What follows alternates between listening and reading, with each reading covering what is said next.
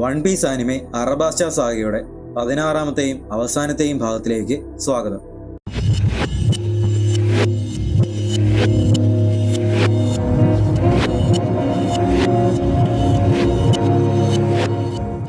കൊട്ടാരം വൈദ്യന് തന്റെ വിദ്യകളും മരുന്നുകളും ഒക്കെ കാണിച്ചു കൊടുക്കുകയായിരുന്നു ചോപ്പർ. അയാൾക്കതൊക്കെ കണ്ടിട്ട് അത്ഭുതം. നീ എവിടെ നിന്നോ ഇതൊക്കെ പഠിച്ചത്? അയാൾ ചോദിച്ചു. ഡ്രമ്മിൽ നിന്നുള്ള ഡോക്ടറാണ് ടോണിക്കുൻ, വിവി പറഞ്ഞു. ഡ്രമ്മോ? അയാൾക്ക് പിന്നെയും അത്ഭുതം. വെറുതെ അല്ല, ഇതെല്ലാം ഭയങ്കര അഡ്വാൻസ് മെഡിസിൻ ആണല്ലോ. ഞാൻ 40 വർഷമായിട്ടും ഡോക്ടറാ, എനിക്ക് ഇങ്ങനെ ഒരു വിദ്യ അറിയത്തില്ല. അങ്ങേര് ചോപ്പറിന് ഭയങ്കര പുകഴ്ത്തല്. ചോപ്പറിന് ആകെ നാണം വന്നു. ലൂഫി അപ്പോഴും മുട്ടൻ ഉറക്കമാണ്. കാര്യം അടുത്തുണ്ട്. വിവി ലൂഫിയെ ശുശ്രൂഷിക്കുന്നു. നഗരത്തിൽ ജനങ്ങളെല്ലാം തകർന്ന കെട്ടിടങ്ങളുടെ പുനർനിർമ്മാണം തുടങ്ങി. അവർ പരസ്പരം സഹായിച്ച് നല്ല ഒത്തൊരുമയോടെയാണ് പ്രവർത്തിക്കുന്നത്. ഉസോപ്പും സാഞ്ചിയും ഇതൊക്കെ കണ്ടുകൊണ്ടായിരുന്നു ഷോപ്പിങ്ങിന് പോയത്. ഇവരെല്ലാം നല്ല ഉറപ്പുള്ള മനുഷ്യരാണെന്ന് ഉസോപ്പ്. അതവരുടെ രാജകുമാരി ക്യൂട്ടായതുകൊണ്ടാണെന്ന് സാഞ്ചിയുടെ മറുപടി. ഇതെങ്ങനെ എല്ലാ വീട്ടിലും കിഴുത്താ? ആരോ ചവിട്ടി പൊട്ടിച്ചതുപോലെ ഉണ്ടല്ലോ. നാട്ടുകാർക്ക് വീട്ടിൽ കൂടെയുള്ള വലിയ ഓട്ട കണ്ട് ആരിശം വന്നു. അത് സാഞ്ചി ഷോർട്ട് കട്ട് എടുക്കാൻ വേണ്ടി ചവിട്ടി തകർത്തതായിരുന്നു എന്നവൻ ഓർത്തു. ഇതെന്തു പണിയാ? എടാ ഉസോപ്പേ, അത് കണ്ടോ? അവൻ എവിടെ നിന്ന് എസ്കേപ്പ് അടിച്ചു. സോറോ ഈ സമയം ട്രെയിനിങ്ങിലായിരുന്നു. ഞാൻ എന്റെ കോൺസെൻട്രേഷൻ കൂട്ടണം. അവന്റെ നീട്ടിപ്പിടിച്ച 2 കൈയിലും 2 വലിയ പാറക്കല്ലുകൾ ഉണ്ടായിരുന്നു. ഏത് സമയത്താണെങ്കിലും എനിക്ക് ആ ശക്തി പുറത്തു കൊണ്ടുവരാൻ കഴിയുന്നത് വരെ ഞാൻ ശക്തനാകില്ല. ഇതെല്ലാം നല്ല പുസ്തകങ്ങളാണല്ലോ. ഞാൻ ഇതൊക്കെ കൊണ്ടുപോയാൽ ശരിയാകുമോ? കൊട്ടാരത്തിലെ പുസ്തകങ്ങൾ നോക്കിക്കൊണ്ടിരിക്കുകയായിരുന്ന നാമി കോബ്രയോട് ചോദിച്ചു. കുഴപ്പമില്ലെന്നേ, ഞാനിതെല്ലാം വായിച്ചതാണെന്ന് കോബ്ര പറഞ്ഞു. നാമി ഹാപ്പി. എനിക്കറിയില്ലെന്ന് ഞാൻ പറഞ്ഞത് കേട്ടില്ലേ? തിരിച്ചുപോ. കള്ളം പറഞ്ഞാൽ നിങ്ങളുടെ രാജ്യത്തിന് തന്നെയാണ് അപകടം. പൈരറ്റുകൾക്ക് അഭയം കൊടുക്കുന്നത് കൊടും കുറ്റമാണ്, നേവിക്കാരൻ പറഞ്ഞു. അപ്പൊ വേണ്ടേ, സാഞ്ചിയും ഉസോപ്പും സാധനങ്ങൾ മേടിച്ച് സൈഡിൽ കൂടി പോകുന്നു. ഓയ്, എന്തു പറ്റിയെന്ന് സാഞ്ചി. തിരിച്ചു വന്നു എന്ന് ചാക്ക. അവന്മാര് നടന്ന് കൊട്ടാരത്തിലേക്ക് പോയി. കടൽ കൊള്ളക്കാർ ഇവിടെ ഉണ്ടെന്നുള്ളതില് നിങ്ങൾക്കെന്താ തെളിവ് എന്ന് ചാക്ക. അല്ല, അത് അവൻ എണീറ്റ് കാണുമോ ഇപ്പോ? ഉസോപ്പ് ചോദിച്ചു. അവനെങ്ങാനും എണീറ്റ് കഴിഞ്ഞാല് ബഹളമായിരിക്കും. നല്ല സൂപ്പറായിട്ട് ഉറങ്ങി. ലൂഫി എണീറ്റിരുന്നു. തൊപ്പി, എന്റെ തൊപ്പി എവിടെ? വിശക്കുന്നുണ്ടല്ലോ. ബ്രേക്ക്ഫാസ്റ്റ് എന്റെ തൊപ്പി എവിടെ? ഫുഡ്, എന്റെ തൊപ്പി. എണീറ്റതും എന്നെ ബഹളമാടവേ. നേരെ സന്ധിയായി, സാഞ്ചി പറഞ്ഞു. നിന്റെ തൊപ്പി അവിടെ ഇരിപ്പുണ്ട്. കൊട്ടാരത്തിന്റെ മുന്നിൽ നിന്നും ഒരു ഭടം കൊണ്ട് തന്നതായിരുന്നു എന്ന് ഉസോപ്പ്. അടിപൊളി, നിനക്ക് ഭേദമായല്ലോ ലൂഫിസാൻ, വിവി പറഞ്ഞു. ഭേദമായെന്നോ? എനിക്ക് കുഴപ്പമൊന്നുമില്ലല്ലോ. എടാ മണ്ട, നിനക്ക് വലിയ പാനിയും അതും ഇതൊക്കെ ആയിരുന്നു. വിവിയും ചോപ്പറുമായിരുന്നു നിന്നെ ആ സമയമെല്ലാം നോക്കിയത് എന്ന് നാമി പറഞ്ഞു കൊടുത്തു. ശരിക്കും? അരികാത്തോന. അപ്പോൾ ട്രെയിനിങ് കഴിഞ്ഞ് സോറോയും വന്നു. ഓ ലൂഫി, നീ എണീറ്റോ?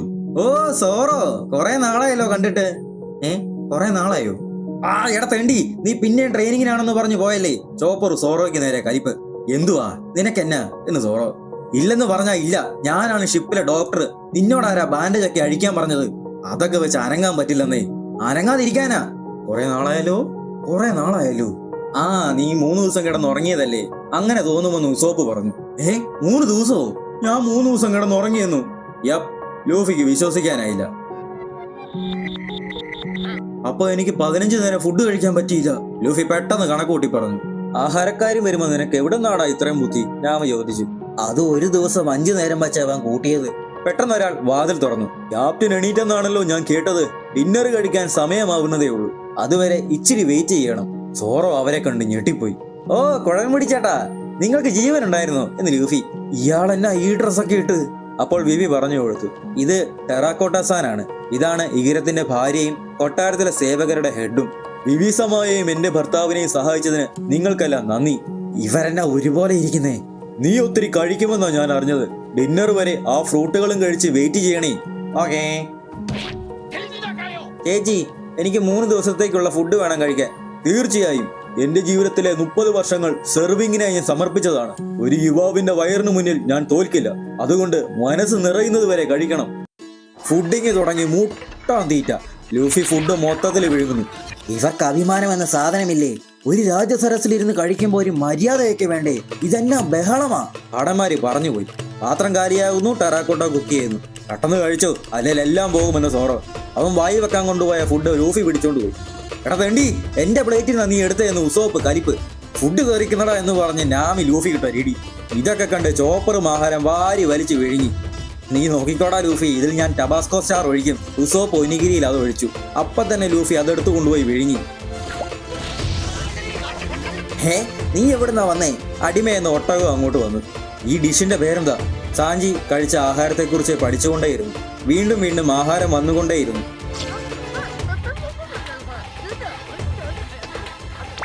നമുക്ക് കഴിച്ചു കഴിഞ്ഞ് സംസാരിക്കാവുന്നേ. ഒരു ഗ്ലാസ് കൂടി കിട്ടുവോ? ഇവിടെ ആരെങ്കിലും വെള്ളം കൊണ്ട് തായോ? ഇതെന്ത് ബഹളമാ, കണ്ടിട്ട് തന്നെ എന്തോ പോലെ. എന്നാലും വിവി ഇതെല്ലാം കണ്ട് പൊട്ടിച്ചിരിച്ചു. വിവി സമ്മായിക്ക് എങ്ങനെ ഇതൊക്കെ കണ്ട് ചിരിക്കാൻ തോന്നുന്നു?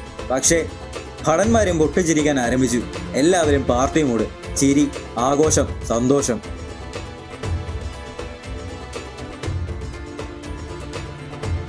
ശേഷം കുളിമുറിയിൽ എല്ലാവരും കുളിക്കാനായി രാജാവ് മെയിൻ ബാത്ത് ഹൗസിൽ കൊണ്ടുവന്നു. ഞാൻ ആഹാരം നല്ലതുപോലെ ആസ്വദിച്ചു കഴിച്ചു. ഇപ്പോഴത്തെ സാഹചര്യമായതുകൊണ്ടാണ് ലളിതമാക്കാമെന്ന് തീരുമാനിച്ചത്. പക്ഷേ നിങ്ങളുണ്ടെങ്കിൽ എല്ലാം ഒരു ആഘോഷമായി മാറുന്നത് പോലെ. ഈ പെണ്ണുങ്ങളുടെ കുളിമുറി എവിടെ എന്ന് സാഞ്ചി ഈരത്തിനോട് ചോദിച്ചു. ഓടാ വൃത്തികെട്ടവരെ, ഞാൻ എന്തിനു പറയണം? വിവി സമ എവിടെ ഉണ്ട്? പറയുന്നേ, ആ മതിലിനപ്പുറം എന്ന് രാജാവ്. രാജാവേ തെണ്ടി. രാജാവ് കൊള്ളാലോ, എന്ത് രസാ. ഇത്രയും വലിയ കുളിമുറിയുള്ള കപ്പൽ കാണുവോ ആവോ എന്ന് നാമി. കാണും. ഈ കടൽ ഇത്രയും വലുതല്ലേ? നമ്മൾ ജയന്റുകളെ കണ്ടു, ഡിനോസറുകളെ കണ്ടു, വിന്റർ ഐലൻഡിൽ സാക്കുര വിരിയുന്നത് വരെ കണ്ടു. നമ്മൾക്ക് ചിന്തിക്കാൻ പറ്റുന്നതിലും അപ്പുറം കാര്യങ്ങൾ കടലിലുണ്ട്. അവര് നോക്കിയപ്പോ അവന്മാരെല്ലാം അപ്പുറത്തുനിന്ന് എത്തി നോക്കുന്നു. നിങ്ങൾ എന്തെടുക്കുവാ? ഈ മണ്ടന്മാര്. ഓക്കെ, ഒരാൾക്ക് 1,00,000 ഫീസ്.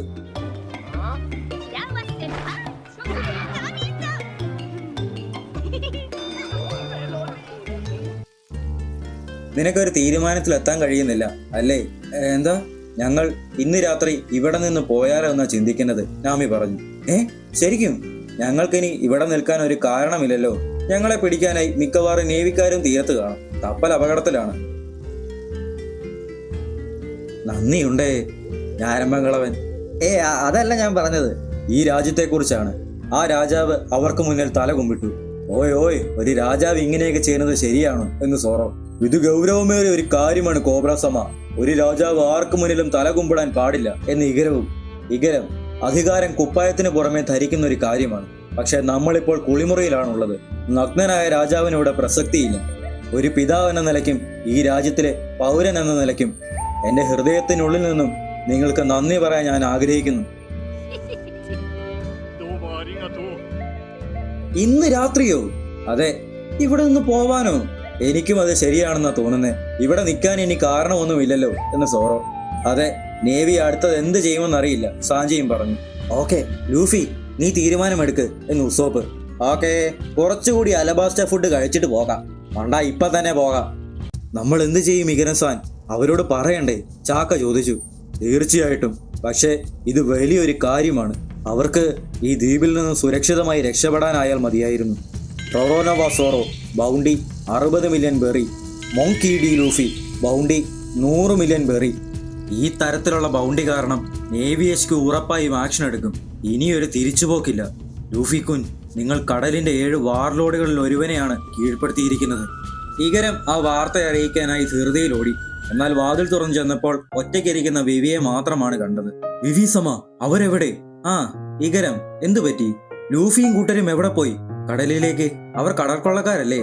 അയ്യോ, നിങ്ങളെല്ലാം കേട്ടോ, പൈലറ്റുകൾ വൃത്തികെട്ടവന്മാരാണ് എന്ന് ജാങ്കോ. Navy HQ sergeant Jango the traitor. ഓയ് എന്തുവായി പറയുന്നേ? ഒന്നും ഓർമ്മയില്ലേ? അത് navy HQ sergeant Iron Fist Full Body. നീയും പൈലറ്റ് അല്ലായിരുന്നു എന്ന് ഫുൾ ബോഡി ജാങ്കോട് ചോദിച്ചു. അതെ, you are exactly right baby. Dance കളിക്കാം. ഡാൻസ്. തോന്നുന്നത് അവർ ശത്രുക്കപ്പൽ ആക്രമിച്ചിട്ട് തിരികെ വരുന്നെന്നാണ്. അവരിരുവരെയും ബൈനോക്കുലറിൽ കൂടി നോക്കിയ ഒരു നേവി ഓഫീസർ പറഞ്ഞു. കുറെ നാളെടുത്തല്ലോ. എന്താണേലും എന്താ ഇവന്മാരി കാണിക്കുന്നേ? അവന്മാരെ വിശ്വസിച്ചാണ് നമ്മൾ ആക്രമിച്ചുകൊണ്ടിരുന്ന കപ്പൽ അവന്മാർക്ക് കൊടുത്തത്. ഡിസപ്പോയിന്റഡ്. ഹിന ഡിസപ്പോയിന്റഡ് ആണ്. നിങ്ങൾ കപ്പൽ ഇറക്കി കഴിഞ്ഞു? Yes ma'am. രാജ്യങ്ങളിലെ എല്ലാ തുറമുഖങ്ങളും ഞങ്ങൾ ബ്ലോക്ക് ചെയ്തിരിക്കുന്നു. എന്നാലും എന്നെ അലട്ടുന്ന ഒരു കാര്യമുണ്ട്. എന്താണ്? എറുമാരുവിൽ കണ്ടെന്ന് കരുതിയ സ്ട്രോഹാറ്റുകളുടെ കപ്പൽ അവിടെ ഇല്ല. അവർ ഈ രാജ്യം വിട്ടു പോയെന്നാണോ? അങ്ങനെയല്ല. എന്നാ പോയി എല്ലാ സ്ഥലവും അന്വേഷിക്കേ. Yes ma'am. അപ്പോൾ ഫുൾ ബോഡിയും ജാങ്കോയും കരയിലേക്ക് വന്നു. മിസ് ഹിന, താമസിച്ചതിന് ക്ഷമിക്കണം. എന്തുകൊണ്ടാ താമസിച്ചതെന്ന് ചോദിക്കേ. എന്തുകൊണ്ടാ താമസിച്ചത്? നിങ്ങൾക്ക് വേണ്ടി ഭൂമേടിക്കുകയായിരുന്നു. എനിക്കൊന്നും വേണ്ട. പെട്ടെന്ന് തയ്യാറാവൂ. നമ്മൾ സ്ട്രോഹാറ്റ് പൈരറ്റുകളെ ആക്രമിക്കാൻ പോവുകയാണ്. സ്ട്രോഹാറ്റുകളോ? സ്ട്രോ ഹാറ്റുകളെല്ലാം സൂപ്പർസോണിക് ഡക്ക് സ്ക്വാഡ്രന്റെ പുറത്തു കയറി തീരത്തേക്ക് പോവുകയായിരുന്നു. ഇതാണ് ഈ മണൽ രാജ്യത്തോടുള്ള യാത്ര ചോദിപ്പ്. ഓയ് ലൂഫി, നീ തിന്നുന്നതൊന്ന് നിർത്തുവോ എന്ന് ഉസോപ്പ്. അലബാസ്റ്റ ഫുഡ് എല്ലാം അടിപൊളിയാ. സാഞ്ചി വല്ലപ്പോഴും ഉണ്ടാക്കി തരണേ, ലൂഫി പറഞ്ഞു. ആ, എനിക്കും ഇഷ്ടപ്പെട്ടു. ടെറാക്കോട്ട സാന്റെ കയ്യിൽ നിന്നും ഞാൻ റെസിപ്പി മേടിച്ചിട്ടുണ്ട് എന്ന് സാഞ്ചി.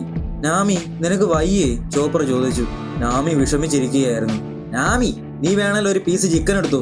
ഒരൊറ്റ പീസേ എന്ന് ലൂഫി. നാമി സാൻ, ബിബിചാനെ കുറിച്ച് ഓർത്തിട്ടാണേല് എനിക്ക് നിന്റെ വികാരം മനസ്സിലാവും. പക്ഷേ ചുമ്മാ ചിന്തിച്ചു കൂട്ടിയിട്ട് കാര്യമില്ല. എനിക്കറിയാം നിങ്ങൾ രണ്ടും ഭയങ്കര ക്ലോസ് ആയിരുന്നു. എന്നാലും ഞാൻ വിട്ടുകൊടുക്കാൻ തയ്യാറാണ് വിവിക്ക് വേണ്ടി. ആ 1 ബില്യൺ ബെറീസ്. നാമി ചുമ്മാ ഓരോന്ന് കാണിച്ചിട്ടാ. എന്നാ നീയൊക്കെ ആവശ്യമില്ലാത്തത് ആലോചിച്ചത്? വിവിയെ കുറിച്ച് ഓർത്തിട്ടാണേല് എന്തിനാ വെറുതെ പേടിക്കുന്നേ? ഇഗരം ഉടനെ കാരുവിനെ വിളിച്ചു. എന്താണ് ഇഗരം എന്ന് വിവി. എന്തേ? അവരോട് ഈ കാര്യം പറയണ്ടേ? ഡക്ക് സ്ക്വാഡ്രനാണ് അവരെ കൊണ്ടുപോയെ. ഇനി പിറകെ പോയാലും കാരുവിനെ കൂടെ ചെല്ലാനാവില്ല. അതിലുമുപരി ഇത് കാണിച്ചാൽ ഒരു മാറ്റവും സംഭവിക്കില്ല, വിവി പറഞ്ഞു. എന്തുകൊണ്ട് മാറില്ല? അറിഞ്ഞാൽ അവര് സന്തോഷിക്കും, അത്രേ ഉള്ളൂ. വേറെ ഒന്നും മാറില്ല. പക്ഷേ കുഴപ്പമില്ലെന്നേ. ഇനി നിങ്ങളൊന്ന് പോ, ഞാനൊന്ന് ഉറങ്ങട്ടെ. നാളെ നേരത്തെ എണീക്കാനുള്ളതല്ലേ. വിവി ഇഗരത്തെ തള്ളി പുറത്താക്കി.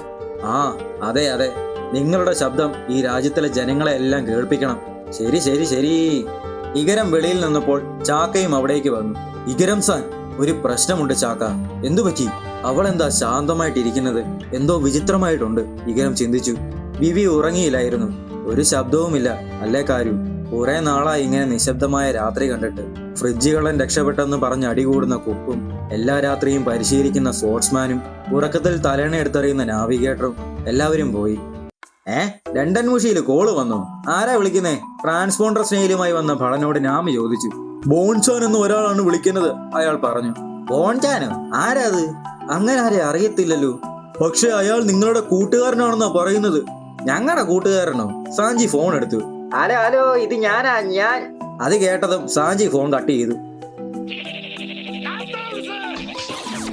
പിന്നെ ലൂഫി കോൾ എടുത്തു. നീയാണോ? എന്നാ വേണ്ടേ? ഓ, ആ ശബ്ദം. ഇത് മുഖിവരച്ചാനല്ലേ? നീ ഭയങ്കര ശക്തനാണല്ലോ. എനിക്ക് വിശ്വസിക്കാനായില്ല. ഇനി എന്നെ മിസ്റ്റർ ടു ഒന്ന് വിളിക്കണ്ട കേട്ടോ. ഈ സിഗ്നൽ നേവിക്ക് കിട്ടിയാൽ പ്രശ്നമാകും. താനിപ്പ പിന്നെ എന്നാ പറഞ്ഞേ? എന്നാ വേണ്ടതെന്ന് പറ. ശരി.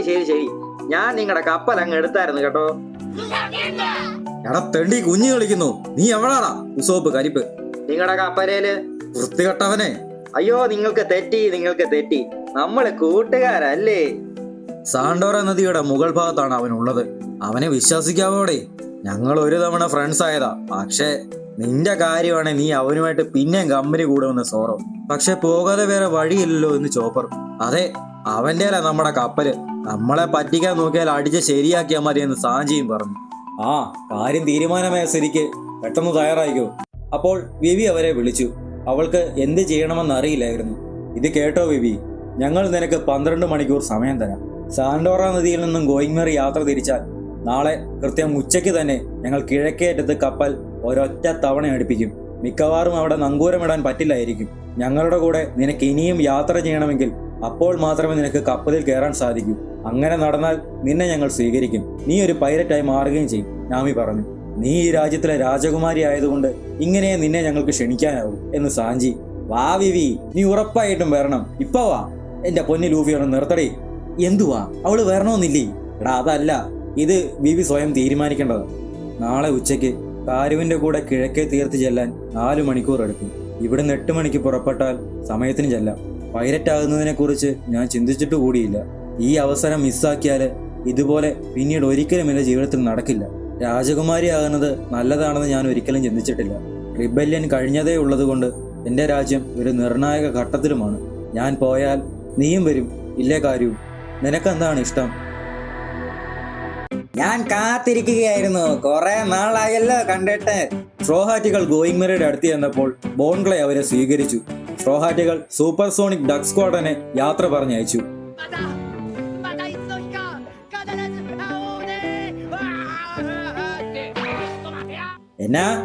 എന്നോട് എന്നാന്ന് ചോദിക്കല്ലേ? ഇങ്ങനെയാണോ കൂട്ടുകാരോട് പെരുമാറുന്നത്? ബോൺഗ്ലെ പിണക്കം. കൂട്ടുകാരനോ? നമ്മൾ ശത്രുക്കളല്ലായിരുന്നു. നീ ഞങ്ങളോട് കള്ളം പറഞ്ഞെന്ന് ലൂഫി. ഞാൻ കള്ളം പറഞ്ഞിട്ടില്ല. എനിക്കപ്പോ അറിയത്തില്ലായിരുന്നല്ലോ. ഇനി അതൊക്കെ ആര് നോക്കുന്നു? ബാറോക്ക് വാക്സ് പൊളിഞ്ഞു. നമ്മൾ ഇനി ശത്രുക്കളല്ല. ഒന്ന് നീങ്ങിയിരി. സോറി, ശത്രുക്കളല്ലേലും നിനക്കെന്നെ ഞങ്ങളുടെ ഷിപ്പില് കാര്യം? ലൂഫി ചോദിച്ചു. എടാ മണ്ട, എന്നാടാ പറഞ്ഞേ? കേൾക്ക്, ഞാൻ ഈ ഷിപ്പിലില്ലായിരുന്നേല് എന്ത് സംഭവിച്ചേനെ എന്നാ നീ വിചാരിച്ചത്? നേവി ഇത് കൊണ്ടുപോയേക്കാമായിരുന്നു എന്ന് നാമി. എന്നാ പോയേക്കാമായിരുന്നു എന്നല്ല, കൊണ്ടുപോയി. ഈ ദ്വീപിന് ചുറ്റും എന്താ നടക്കുന്നതെന്ന് എന്തേലും പിടിയുണ്ടോ? ഇവിടെ എല്ലാം നേവി കപ്പല് കൊണ്ട് ബ്ലോക്ക് ചെയ്തേക്കുവാ. അപ്പൊ നേവിയിൽ നിന്നും നീയാണോ ഗോയിമറിയെ രക്ഷിച്ചതെന്ന് ലൂഫി? എന്തിന്? എങ്ങനെ? കാരണം നമ്മൾ സുഹൃത്തുക്കളല്ലേ. ഇനി സാധനങ്ങൾ ലോഡ് ചെയ്യാനുണ്ടോ? ഇല്ല നാമിസാൻ, തീർന്നു. എന്നാണേലും മിസ്റ്റർ ടു, നേവി ബ്ലോക്ക് ചെയ്തതിനാൽ നിനക്ക് രക്ഷപ്പെടാൻ പറ്റില്ലല്ലോ അല്ലേ? അതുകൊണ്ടല്ല നീ സഹായം നോക്കി വന്നത് എന്ന് സോറ ചോദിച്ചു. അത് സത്യമായിരുന്നു. അതെ, ഇതുപോലുള്ള സമയത്ത്, അല്ല ഈ സമയത്ത് സുഹൃത്ത് ബന്ധത്തിന്റെ പേരിൽ ഒരുമിക്കൂ. ഒരുമിച്ച് ഒരൊറ്റ ശക്തിയായി അവരെ നേരിടാം. അപ്പോൾ ബോൺഗ്ലയുടെ കപ്പലും അവിടെ വന്നു. മിസ് ഹിന, ഞങ്ങൾ സ്ലോഹാറ്റുകളുടെ കപ്പൽ കണ്ടെത്തി. സാണ്ടോറ നദിയിലുണ്ടത്. ആക്രമണത്തിന് തയ്യാറാകൂ. ഹിന ഓർഡർ ഇട്ടു. ഇഗരം, എനിക്ക് കടൽക്കൊള്ളക്കാരുടെ രാജ്ഞിയാകണം. ഇഗരം ദുസ്വപ്നം കണ്ട് പേടിച്ച് കാറി രാവിലെ എണീറ്റു. അയാൾ വിവീസമായെന്ന് ഉറക്ക വിളിച്ച് വാതിലും തുറന്ന് ചെന്നപ്പോൾ രാവിലത്തെ ഫംഗ്ഷന് വേണ്ടി അവളെ ടെറാക്കോട്ടയൊക്കെ ഒരുക്കിക്കൊണ്ടിരിക്കുകയായിരുന്നു. അതുകൊണ്ട് ടെറാക്കോട്ട ഇഗരത്തിനെ ചവിട്ടി വെളിയിലാക്കി. ഓ, എനിക്ക് തോന്നിയതായിരിക്കും. നോക്കിയപ്പോൾ രാജാവ് രാവിലെ തന്നെ വന്ന് വെളിയിൽ നിൽക്കുന്നു. Good morning. എന്താണേലും ടെറാക്കോട്ട ഭീകരിയ. പുള്ളിയുടെ തലയിൽ ഒരു മഴ. കൊട്ടാരത്തിന് മുന്നിൽ വിവിയെ കാണാനായി ജനങ്ങൾ ഒത്തുചേർന്ന് തുടങ്ങിയിരുന്നു. വിവിസമ്മയുടെ പ്രസംഗം 10 മണിക്ക് തുടങ്ങുമെന്നാ പറഞ്ഞത്. അതുകൊണ്ടാ. എന്താണേലും നിന്റെ വികാരം എനിക്ക് മനസ്സിലാകും. അതിനുശേഷം ഞങ്ങളെല്ലാം 2 വർഷമായി കാത്തിരിക്കുന്ന കമ്മിങ് ഓഫ് ഏജ് സെറിമണിയല്ലേ? സാധാരണ 14-ാം വയസ്സിൽ നടത്തേണ്ടതായിരുന്നു, ടെറാക്കോട്ട പറഞ്ഞു. പക്ഷെ എനിക്ക് അവരെ ഇംപ്രസ് ചെയ്യാൻ പറ്റിയതൊന്നും പറയാനില്ല എന്ന് വിവി. സാരമില്ല, ഒന്നും പറഞ്ഞില്ലേലും കുഴപ്പമില്ല. നീ എത്ര വളർന്നെന്ന് എല്ലാവരെയും കാണിച്ചാൽ മതി.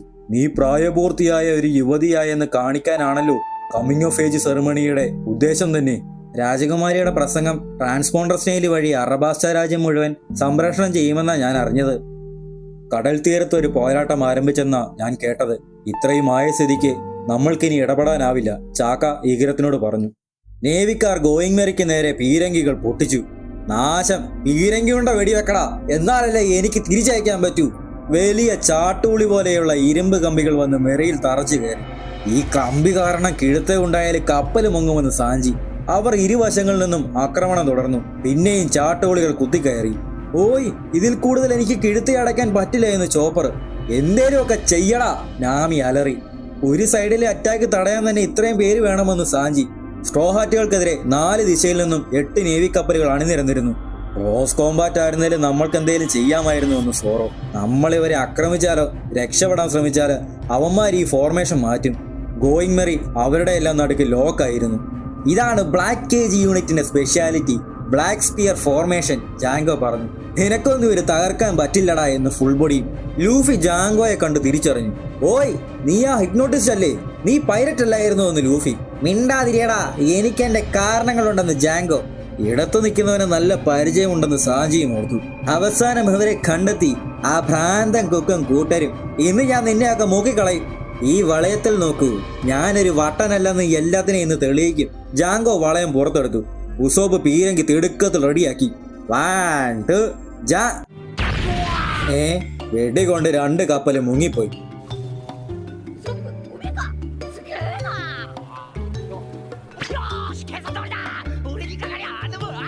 നോക്കാ, അടിപൊളി.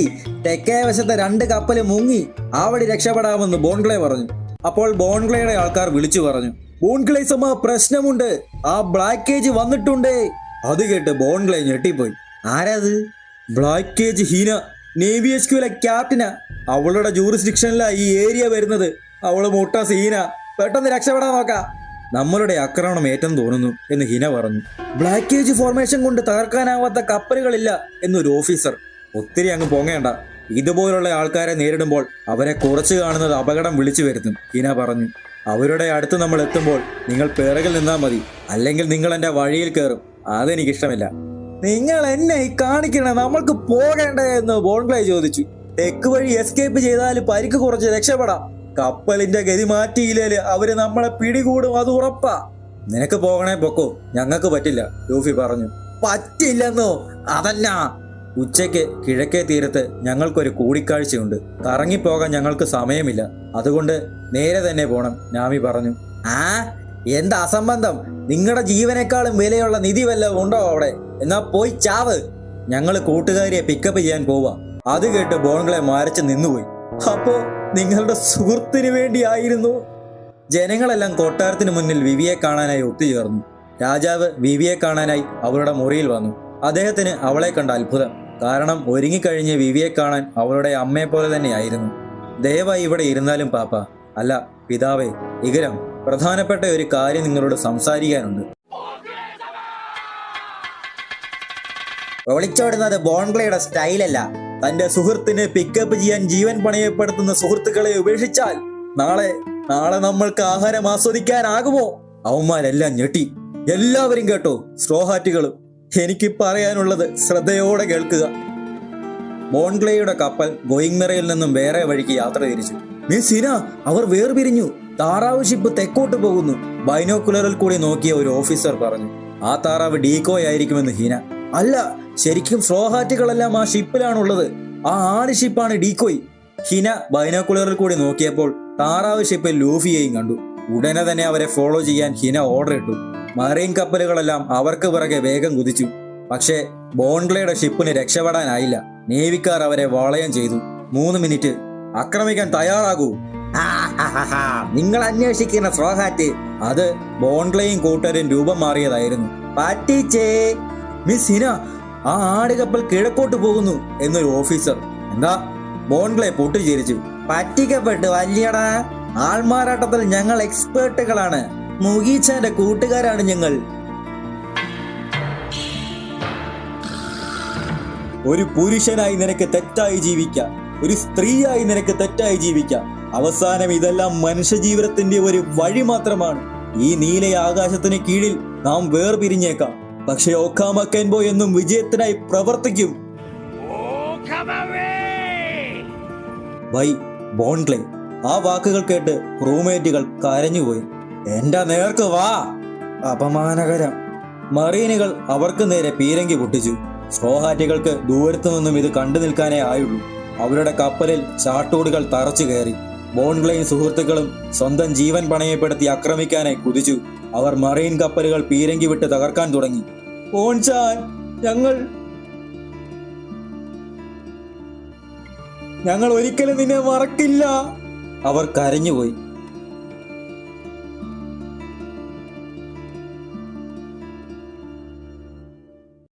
ലീഡർ ആരാണെന്ന് അറിയില്ലേ? വിവി ചോദിച്ചു. ഇല്ല, അതൊരു രഹസ്യ സംഘടനയാണ്. ബോസ് ആരാണെന്ന് മെമ്പേഴ്സിന് പോലും അറിയില്ല, ഇകരം പറഞ്ഞു. അപ്പോൾ അതാണ് എന്റെ രാജ്യത്തിന്റെ ശത്രു. പുറത്തുനിന്ന് അവരെക്കുറിച്ചുള്ള ഇൻഫർമേഷൻ സംഘടിപ്പിക്കുന്നത് അസാധ്യമാണ്. മാത്രമല്ല, അധികം അന്വേഷിച്ചു പോയാൽ ഈ രാജ്യത്തെ അത് പ്രതിസന്ധിയിലാക്കും. പക്ഷേ നമ്മൾക്കൊരു തുമ്പ് കിട്ടിയില്ലേ? വിവി ചോദിച്ചു. ആം, ഇകരം, ഞാനെന്താ ചിന്തിക്കുന്നതെന്ന് താങ്കൾക്കറിയുമോ? അയ്യോ, എനിക്ക് പിടിപ്പത് പണിയുണ്ട് ഇവിടെ. ഇകരം, ഇതൊരു കളിയല്ല വിവിസമ്മ. അത് തന്നെയാണ് കാരണം. ഇകരം, ഒന്നും ചെയ്യാതെ ചുമ്മാതിരിക്കാൻ എനിക്കാവില്ല. വിവിയെ സ്വീകരിക്കാൻ എല്ലാം തയ്യാറായി. ഭടന്മാർ പരവതാനിക്ക് ചുറ്റും അണിനിരന്നു. അവൾ അവർക്കിടയിലൂടെ നടന്നു. നേവിക്കാർ ഗോയിങ്മെറിക്ക് പിറകെ പിന്നെയും ചെല്ലാൻ തുടങ്ങി. വഴിന്ന് മറ തെണ്ടികളെ, ലൂഫി അലറി. ജനങ്ങൾ വിവിയെ ഒരു നോക്ക് കാണാനായി കൊട്ടാരത്തിന്റെ മുകളിലേക്ക് നോക്കി. അവരെല്ലാം ഭയങ്കര എക്സൈറ്റഡ് ആയിരുന്നു. അലുബർണയിലെ സ്ക്വയറിൽ ഒത്തുകൂടിയ ലക്ഷക്കണക്കിന് വരുന്ന ജനങ്ങൾക്ക് മുന്നിൽ വിവി നിന്നു. അവർ വിവിയെ പുകഴ്ത്തുകയും പ്രശംസിക്കുകയും ആരാധിക്കുകയും ചെയ്തു. വിവിസമ, എന്നാൽ ഞാനൊരു ചോദ്യം ചോദിച്ചോട്ടെ? ഇതെല്ലാം ആ ദിവസമാണ് ആരംഭിച്ചത്. സ്വന്തം ജീവൻ ബലിയർപ്പിക്കാതിരിക്കാൻ തയ്യാറാണോ? ഞാൻ ചെറിയൊരു സാഹസിക യാത്രയ്ക്ക് പോയി, വിവി പ്രസംഗിച്ചു തുടങ്ങി. അത് അറബാസി ഒട്ടാകം സംപ്രേഷണം ചെയ്തു. ജനങ്ങളെല്ലാം വിവിയുടെ വാക്കുകൾ കേൾക്കാൻ കാതോർത്തു. 2 മണിക്കൂറോളം പരിപാടി ഡിലേ ആയെങ്കിലും അതൊരു പ്രശ്നമേ അല്ലായിരുന്നു. ഇതൊരു പ്രശ്നമാവില്ലെന്ന് ഞാൻ വിചാരിക്കുന്നു. കൊട്ടാരത്തിൽ ചായയും നുണഞ്ഞുകൊണ്ടിരുന്ന കോബ്ര വിചാരിച്ചു. ഇരുണ്ട കടലും കടന്ന് പ്രതീക്ഷയ്ക്ക് വേണ്ടിയുള്ള ഒരു യാത്രയായിരുന്നു അത്. ഈ രാജ്യം പിന്നിലാക്കി ഞാൻ പോയപ്പോൾ വിശാലമായ ഒരു സമുദ്രം ഞാൻ കണ്ടു. ആ സമുദ്രത്തിൽ അവിശ്വസനീയമായ സമ്പന്നമായ ദ്വീപുകൾ ഞാൻ കണ്ടു. ഇതുവരെ കാണാത്ത ജീവികളെ കണ്ടു. യാഥാർത്ഥ്യമാണെന്ന് നനയ്ക്കാൻ പോലും ആകാത്ത ദൃശ്യങ്ങൾ കണ്ടു. ചില നിമിഷങ്ങളിൽ തിരകൾ ശാന്തമായിരുന്നു. എന്റെ മുറിവുകൾക്ക് ചെറിയ താങ്ങായി നിന്ന പോലെ അവ ലളിതമായിരുന്നു. ചില സമയങ്ങളിൽ അവ ക്രൂരവും എന്റെ ഹൃദയം പിച്ചു ചെന്നും പോലെ എന്നെ നോക്കി ചിരിക്കുന്നതുമായിരുന്നു. ആ ഇരുണ്ട കൊടുങ്കാറ്റിൽ ഞാൻ ചെറിയൊരു കപ്പലിനെ കണ്ടുമുട്ടി. ആ കപ്പൽ എന്നെ മുന്നോട്ട് നയിക്കുമ്പോൾ എന്നോട് പറഞ്ഞു, നിനക്ക് ആ വെളിച്ചം കാണാനാവുന്നില്ലേ? കൂരിരുട്ടിൽ പോലും വഴിതെറ്റാതിരുന്ന അത്ഭുതകരമായ കപ്പൽ കൂറ്റൻ തിരമാലകൾ നൃത്തം വെച്ച് മറികടന്നു. ആ കപ്പൽ ഒരിക്കലും കടലിനെ വെല്ലുവിളിച്ചില്ല. എന്നാലും എതിർക്കാറ്റിൽ വരെയും അത് മുന്നോട്ട് തന്നെ പോയി. ആ കപ്പൽ എന്നോട് കൈ ചൂണ്ടി പറഞ്ഞു, നോക്ക്, അതാ വെളിച്ചം. ചരിത്രം ഇത് വൈകാതെ കെട്ടുകാഴ്ചയാണെന്ന് പറയും, പക്ഷെ എനിക്ക് ഇതാണ് ഏക സത്യം. എന്തിനെ കുറിച്ചാ രാജകുമാരി പറയുന്നത്? ഒരാൾ ചോദിച്ചു. നേവിക്കാരോട് രഹസ്യമായി പോരാടിയതാ എന്ന് മറ്റൊരാൾ. പിന്നെ സ്ട്രോഹാറ്റുകൾ ഗോയിങ് മെറിയിൽ അവളെ നോക്കിയിരിക്കുന്നു. പ്രസംഗം കേട്ടില്ലേ? ഉറപ്പായും അത് വിവിയുടെ ശബ്ദമാണെന്ന് സോറോ.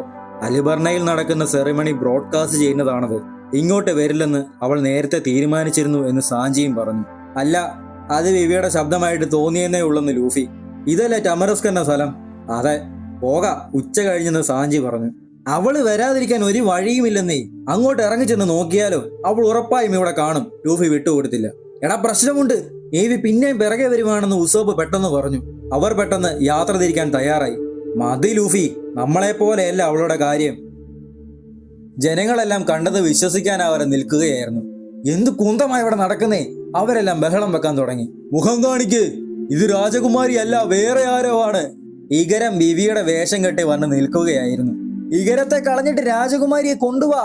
എവിടെ നിന്നാ രാജകുമാരി സംസാരിക്കുന്നത്? ഇഗരം ഒന്നും മിണ്ടാതെ നിന്നു. അപ്പോൾ വിവി അവരെ ഉറക്ക വിളിച്ചു. വിവിയും കാര്യവും തീരത്തെത്തിയിരുന്നു. എല്ലാവരും അവളെ കണ്ടെത്തി. കപ്പൽ തിരിക്കാൻ ഉസോപ്പ് ഓടി. നേവി ഇപ്പോ വരും. യാത്ര പറയാനാണ് ഞാൻ വന്നത്, വിവി ഉറക്ക പറഞ്ഞു. എന്നാ? അവൾ മൈക്രോഫോണിൽ കൂടി പറഞ്ഞു തുടങ്ങി. എനിക്ക് നിങ്ങളുടെ കൂടെ വരാനാവില്ല. നിങ്ങൾ ചെയ്തു തന്ന എല്ലാത്തിനും എന്റെ ഹൃദയം നിറഞ്ഞ നന്ദി. ആരോടാ രാജകുമാരി സംസാരിക്കുന്നത്? നേവിക്കാർ വിവി തീരത്ത് നിൽക്കുന്നത് കണ്ടു. ഇവരെന്താ ഇവിടെ? എനിക്ക് ഇനിയും സാഹസിക യാത്രകൾക്ക് പോകാൻ ഇഷ്ടമാണ്, പക്ഷേ എനിക്ക് ഈ രാജ്യവും ഒത്തിരി ഇഷ്ടമാണ്. വിവിസമ എവിടെ? ഇഗരം സ്ഥാനം ഇറങ്ങിപ്പോകോ, ഞങ്ങൾക്ക് നിങ്ങളെ കാണണ്ടേ. ഇഗരമാണെങ്കിൽ അവിടെ നിന്ന് ഡാൻസ് കളിക്കുന്നു. അത് കണ്ട് ചിലർ ചിരിച്ചു, ചിലർ അരിശത്തിൽ തന്നെ തുടർന്നു. അതുകൊണ്ട് എനിക്ക് വരാനാകില്ല. ആണോ? സൈൻ ഇടുവാണെങ്കിൽ ഇത് എക്സ് മാർക്ക് ആയിരിക്കണം. എന്തിന്? നമ്മൾ പൈലറ്റുകളല്ലേ. പക്ഷെ അതിന് മരണമെന്നും അർത്ഥമുണ്ടോ എന്ന് ഉസോപ്പ്. ആരൊന്നും പ്രശ്നമില്ല, എനിക്ക് എക്സ് മാർക്ക് തന്നെ വേണം. അല്ലേ വിവി? കാണാൻ നൈസ് ആയിരിക്കും എന്ന് ലൂഫി. ആ, എനിക്കും ഇഷ്ടപ്പെട്ടു. വിവിയുടെ കണ്ണുകൾ ഈറനണിഞ്ഞു. അവൾ കരഞ്ഞുപോയി. ഞാൻ ഇവിടെ തന്നെ കാണും. ഇത് നമ്മളുടെ സുഹൃത്ത് ബന്ധത്തിന്റെ ചിഹ്നമായിരിക്കും. ഇനി ഒരിക്കലെങ്കിലും കണ്ടുമുട്ടുകയാണെങ്കിൽ എന്നെ നിങ്ങൾ സുഹൃത്തെന്ന് വിളിക്കുമോ? അത് കേട്ടോ, രാജകുമാരിക്ക് സ്ട്രോഹാറ്റുകളുമായി എന്തോ ബന്ധമുണ്ട്. പൈലറ്റുകളുടെ സുഹൃത്താണോ രാജകുമാരി?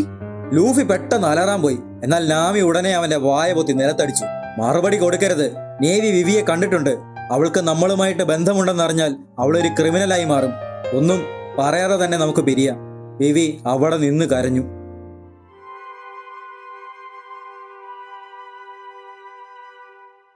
അവൾ നോക്കിയപ്പോൾ കണ്ടത് ഇടത്തെ കൈ ഉയർത്തി അവരുടെ സുഹൃത്ത് ബന്ധത്തിന്റെ ചിഹ്നം കാണിച്ചു നിൽക്കുന്ന സ്ട്രോഹാറ്റുകളെ ആയിരുന്നു.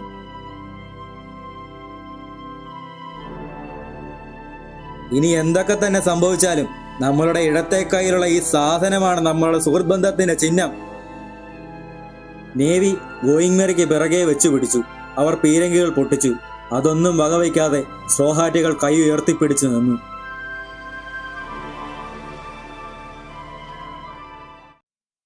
ബോൺഗ്ലയുടെ കപ്പൽ നശിച്ചിരുന്നു.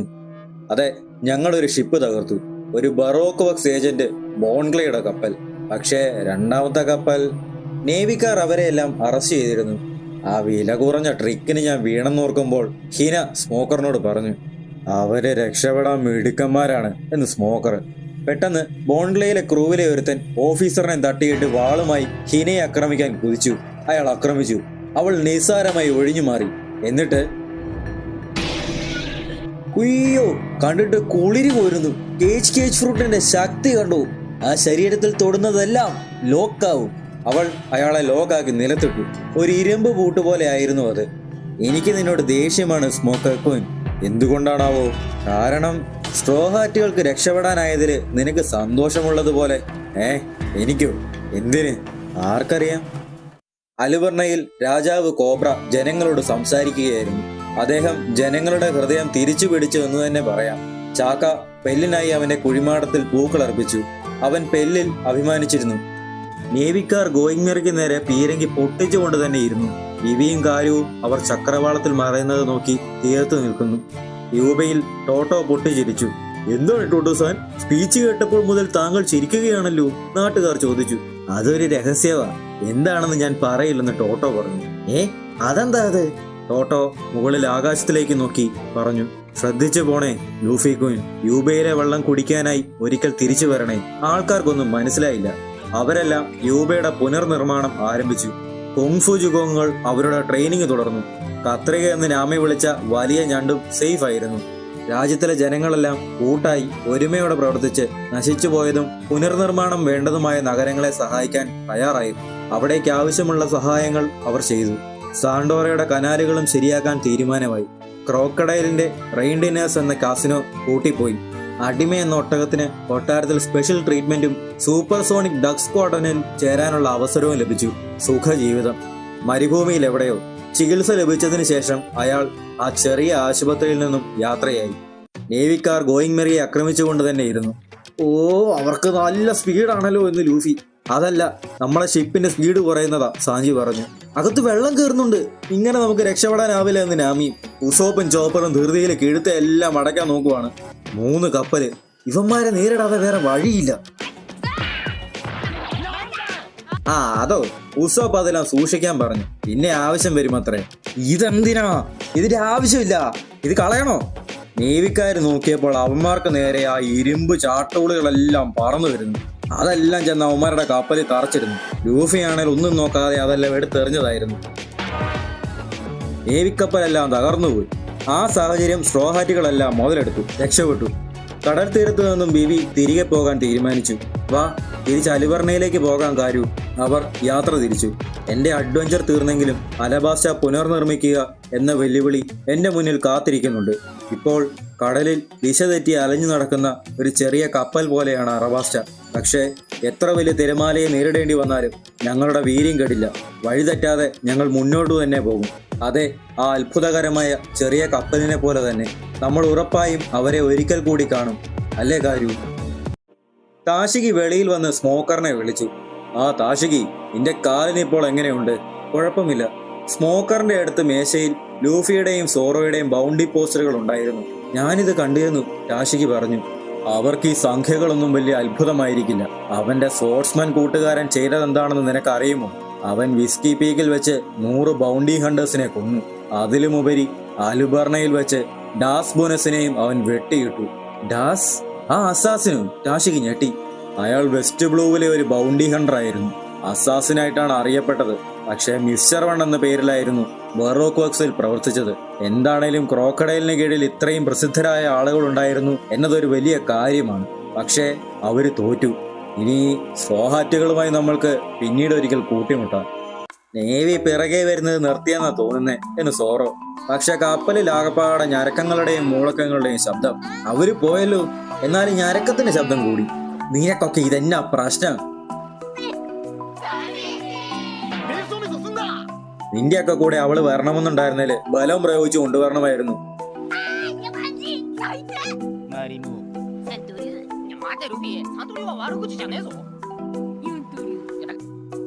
അപ്പോൾ കപ്പലിലെ താഴ്ത്ത വാതിൽ തുറന്നു. ദ്വീപിൽ നിന്ന് രക്ഷപ്പെട്ടല്ലേ? നീക്കോ റോബിൻ പുറത്തു വന്ന് പറഞ്ഞു. നന്നായി. എല്ലാവരും ഞെട്ടി. നീ പ്രതികാരത്തിന് വന്നതാണോ? സോറോ ആക്രമിക്കാൻ തയ്യാറായി. നീ എന്നാ ഇവിടെ? ഇതാരാ എന്ന് ചോപ്പർ. ആരാണേലും എന്നാ ലുക്കുള്ളൊരു ചേച്ചിയാ. സാഞ്ചി മയങ്ങി. നീക്കോ റോബിൻ ഒന്നും മിണ്ടാതെ സൈഡിലേക്ക് നടന്നിട്ട് പെട്ടെന്ന് സോറോയുടെയും നാമിയുടെയും ആയുധങ്ങൾ തട്ടി താഴെയിട്ടു. ഇത്തരം അപകടകരമായ ആയുധങ്ങൾ എന്റെ നേർക്ക് നീട്ടരുതെന്ന് ഞാൻ നേരത്തെ പറഞ്ഞിട്ടുള്ളതല്ലേ? നീ എപ്പം മുതലേ ഈ കപ്പലിൽ കയറിയത്? നാമി ചോദിച്ചു. നേരത്തെ തന്നെ. ഇത് നിന്റെ ഡ്രസ്സല്ലേ? ഞാനിതൊന്ന് എടുക്കുക. നീ ഇവിടെ എന്നാ കാണിക്കുവാടി ബറോക്ക് വക്സേ? നാമി അലമ്പ്. മൊങ്കി ഡി ലൂഫി, നീ എന്നോട് എന്താ ചെയ്തതെന്ന് നീ മറന്നില്ലല്ലോ അല്ലേ? ലൂഫി, ഈ സുന്ദരി ചേച്ചിയോട് നീ എന്നാ കാണിച്ചേ? പന്നി! സാഞ്ചി വയലന്റ് ആയി. ഈ ഷിപ്പിൽ നിന്നുടനെ ഇറങ്ങിപ്പോകോ പ്ലീസ്. ഓ, എന്തുവാ കള്ളം പറയല്ലേ? ഞാൻ നിന്നെ ഒന്നും ചെയ്തില്ലല്ലോ. അല്ല, ചെയ്തു. നീ എന്നോട് ചെയ്തത് സഹിക്കാനാവാത്തതായിരുന്നു. ഉത്തരവാദിത്വം സ്വീകരിച്ചു എന്ന് റോബിൻ. നീ എന്തുവാ ഈ പറയുന്നേ? അതിന് ഞാനിപ്പോ എന്നാ ചെയ്യണം എന്ന് ലൂഫി. ഞാൻ നിങ്ങളുടെ ക്രൂവിൽ ചേർന്നോട്ടെ? അത് പെട്ടെന്ന് തന്നെ ഉപയോഗിക്ക്. ക്രോക്കഡൈലിലെ ഹുക്കിലെ വിഷം അത് ഭേദമാക്കും. റോബിൻ കോബ്രയ്ക്ക് ഒരു കുപ്പി കൊടുത്തു. ഈ കല്ലുകൾക്കിടയിൽ കുടുങ്ങിയാലും ഒരു റബ്ബർ മനുഷ്യനായതുകൊണ്ട് അവന് അതിജീവിക്കാൻ സാധിക്കും. അതിൽ ചരിത്രം മാത്രമാണ് എഴുതിയിട്ടുള്ളതെന്ന് നീ അപ്പോൾ പറഞ്ഞു. എന്തുകൊണ്ടാണ് നീ കള്ളം പറഞ്ഞത്? കോബ്ര ചോദിച്ചു. നിങ്ങൾക്കറിയാമായിരുന്നല്ലേ, ഈ രാജ്യത്തിന്റെ ചരിത്രമല്ല അതിൽ എഴുതിയിരിക്കുന്നത്. നീ അന്വേഷിക്കുന്ന ആയിരത്തെക്കുറിച്ചുള്ളതെല്ലാം അതിൽ കാണുമായിരിക്കും. അതിന്റെ സ്ഥാനവും. അതിനെക്കുറിച്ച് നീ ക്രോക്കഡൈലിനോട് പറഞ്ഞിരുന്നുവെങ്കിൽ ഇപ്പോൾ ഈ രാജ്യം അവന്റേതായി മാറിയേക്കാം അല്ലേ? കോബ്ര ചോദിച്ചു. എനിക്ക് അത്തരം കാര്യങ്ങളിൽ താല്പര്യമില്ല. ഈ രാജ്യമോ അതിലുള്ള ആളുകളോ മരിച്ചാലോ ജീവിച്ചാലോ ഇതൊന്നും എന്നെ ബാധിക്കില്ല.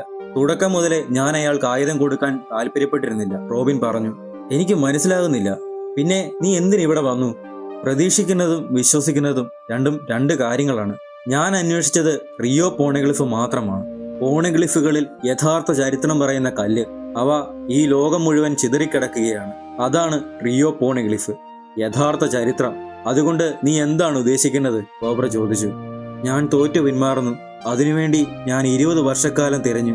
എന്റെ പക്കലിനി സൂചനകളൊന്നുമില്ല. ഈ സ്ഥലമായിരുന്നു എന്റെ അവസാന പ്രതീക്ഷ. അതൊരു പരാജയവുമായി. ഇവിടെ ഇങ്ങനെ മരിക്കുന്നതാണ് എനിക്ക് അനുയോജ്യമായ അവസാനം. ഇങ്ങനെ ജീവിക്കുന്നത് എന്നെ വളരെ അവശയാക്കി. ചരിത്രം പഠിക്കുക എന്നത് മാത്രമാണ് എന്റെ സ്വപ്നം. പക്ഷേ എന്റെ സ്വപ്നങ്ങൾക്കെതിരെ ധാരാളം ശത്രുക്കളുമുണ്ട്. അവൾ ഈറനണിഞ്ഞു. ഞാനൊരു ചോദ്യം ചോദിച്ചോട്ടെ? പറയപ്പെടാത്ത ചരിത്രം വെളിച്ചത്ത് കൊണ്ടുവരാൻ എന്തെങ്കിലും സാധ്യതയുണ്ടോ? പോണഗ്ലിഫുകളിൽ അതുണ്ടെന്നാണോ നീ പറയുന്നത്? പിന്നെ എന്തിനു നമ്മൾ? അപ്പോൾ ലൂഫി എണീറ്റ് വന്ന് നീക്കോ റോബിനെയും കോബ്രയെയും എടുത്തു. നേരെ നിന്നു. ഓക്കെ, മേളിലോട്ട് പോകാം. നിക്കി, എനിക്ക് ജീവിക്കാൻ ഇനി ഒരു കാരണവുമില്ല. എന്നെ ഇവിടെ ഉപേക്ഷിക്ക്. ഞാൻ എന്തിനു നീ പറയുന്ന കേൾക്കണം? മരിക്കാൻ കാത്തിരുന്ന എനിക്ക് നീ പുതിയ ജീവൻ തന്നു. അതാണ് നീ ചെയ്ത കുറ്റം. എനിക്ക് തിരികെ പോകാൻ ഒരു സ്ഥലവുമില്ല. അതുകൊണ്ട് ഞാൻ ഈ കപ്പലിൽ കഴിഞ്ഞുകൊള്ളാം. ആണല്ലേ? അപ്പൊ ഞങ്ങൾക്ക് വേറെ വഴിയില്ല. ശരിയെങ്കിൽ പേടിക്കണ്ടെന്നേ, ഇവള് മോശമൊന്നുമല്ല. ലൂഫിയെയും ചോപ്പറിനെയും നീക്കോ റോബിൻ വശത്താക്കി. റോബിന്റെ നോട്ടം കണ്ട് ചോപ്പറിനെ നാണം വന്ന് ഒളിച്ചിരുന്നു. ഇവിടെ ശ്രദ്ധിക്കേ, എന്റെ ചോദ്യങ്ങൾക്ക് സത്യസന്ധമായി ഉത്തരം പറയണം. ഒരിക്കൽ കൂടി ചോദിക്കാം. എന്താണ് നിന്റെ പേര്? ഓ, ഞാൻ Usopp. Nice to meet you. Usopp ഒരു ടേബിളൊക്കെ എടുത്തിട്ട് റോബിനെ ചോദ്യം ചെയ്യാനിരുന്നു. എന്റെ പേര് Nico Robin. Okay, Nico Robin, എന്താണ് നിങ്ങളുടെ തൊഴിൽ? ഞാൻ ഒരു ആർക്കിയോളജിസ്റ്റ് ആണ്. ആർക്കിയോളജിസ്റ്റോ? ഞാൻ വളരെ വലിയ ആർക്കിയോളജിസ്റ്റുകളുടെ പരമ്പരയിൽ നിന്നാണ് വരുന്നത്. ഓ, ഐ സി. ഒരു കുടുംബം പോലെയല്ലേ? പിന്നെ ആദ്യം ഞാനൊരു ആർക്കിയോളജിസ്റ്റായി, പിന്നെ ഒരു വാണ്ടഡ് ക്രിമിനലും. അതും എനിക്ക് 8 വയസ്സുള്ളപ്പോൾ. അന്നു മുതൽ കഴിഞ്ഞ 20 വർഷക്കാലം ഞാൻ ഈ ലോകത്ത് നിന്നും ഒളിച്ചു ജീവിച്ചു. 8 വയസ്സുള്ളപ്പോൾ മുതലോ? അത്രയും നാളെ നീ ഒറ്റയ്ക്കോ? പക്ഷെ എന്നാലും ഒരു കുട്ടിക്ക് എങ്ങനെ ഈ കടലിൽ ഒറ്റയ്ക്ക് അതിജീവിക്കാൻ കഴിയും?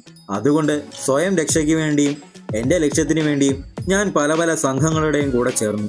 അപ്പോ ക്രോക്കഡൈലിന്റെ കൂടെ ചേർന്നതും അങ്ങനെയായിരുന്നു അല്ലേ? അതെ, റിയോ പോണഗ്ലിഫിന്റെ അരികിലെത്താൻ. റിയോ? അതുകൊണ്ട് തിരശീലയ്ക്ക് പിറകിലെ കാര്യങ്ങൾ ചെയ്യാൻ ഞാൻ സമർത്ഥയായി. എനിക്ക് നിങ്ങളെ സഹായിക്കാനാവും എന്നതിൽ സംശയമില്ല. ഓ, നിനക്ക് ഭയങ്കര കോൺഫിഡൻസ് ആണല്ലോ. ശരിക്കും എന്താ നിന്റെ കഴിവ്? അസാസിനേഷൻ. ഉസോപ്പ് പേടിച്ചു പോയി.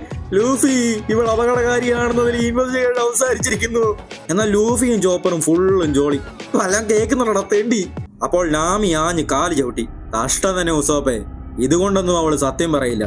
അവൾ ബറോക്ക് വർക്സിന്റെ വൈസ് പ്രസിഡന്റ് ആയിരുന്നു. അത്തരത്തിലുള്ള ഒരു സ്ത്രീയെ നമ്മൾ എന്ത് വിശ്വസിച്ച് കൂടെ കൂട്ടും? ഈ മണ്ടന്മാരെ പറ്റിക്കാനായാലും നിനക്ക് എന്നെ പറ്റിക്കാൻ പറ്റില്ല. എന്തേലും അഭ്യാസം കാണിച്ചാല് ചവിട്ടി വെളിയിലാക്കും ഞാൻ. ഞാൻ ഓർത്തിരുന്നോളാം. ഓ, പിന്നെ ഇപ്പോഴാ ഓർത്തത്, ക്രോക്കഡൈലിനെ കുറച്ച് നിധി ഞാൻ എന്റെ കൂടെ കൊണ്ടുവന്നിട്ടുണ്ട്. റോബിൻ ഒരു സഞ്ചി എടുത്ത് ടേബിളിൽ വെച്ചിട്ട് പറഞ്ഞു.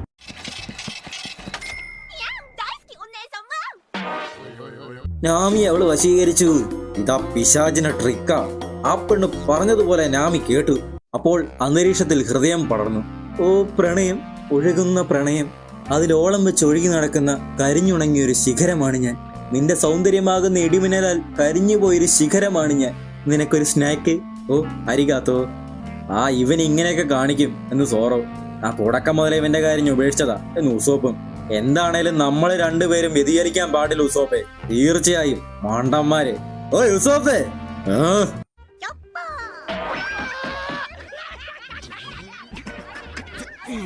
ഞാൻ റോബിൻ ചാൻ എന്ന് വിളിക്കണോ അതോ റോബിൻ സ്വാൻ എന്ന് വിളിക്കണോ?